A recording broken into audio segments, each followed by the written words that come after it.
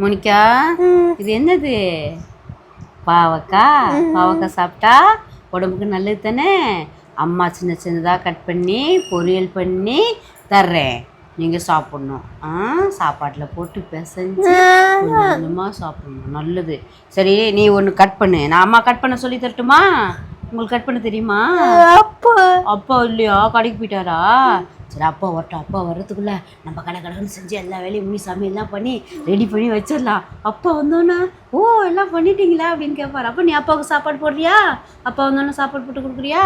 சரி, இந்தா, உங்களுக்கு சாப்பாடுனா பிடிக்காது, இந்த புடி, நான் கட் பண்ணுறேன். எப்படி சொல்லித்தரேன்னா, வச்சுட்டு சிரிக்கக்கூடாது, செய்யணும், அம்மா செய்கிற மாதிரி செய்யணும், சரியா?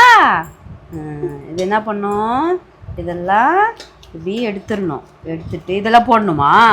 இதெல்லாம் போடக்கூடாது, கசுக்கும்ல. ஆமாம், இதெல்லாம் உள்ளதெல்லாம் போடக்கூடாது. ஆமாம்,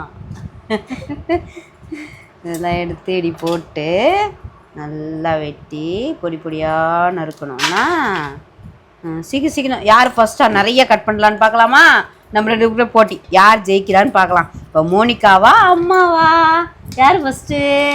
மோனிகா சொல்லுங்கள், யார் ஜெயிப்பா? மோனிகா, நீங்கள் ஜெயிப்பீங்களா, அம்மா ஜெயிப்பனா? ஓ, வேலையை செஞ்சால் பேசக்கூடாதுல்ல, வேலையில் தான் கவனமாக இருக்கணும். Very good, super. அதான் நம்ம ஒரு வேலை செஞ்சோம்னா அதில் தான் கண்ணோட்டமாக இருக்கணும். சரி, செய்யலாம்.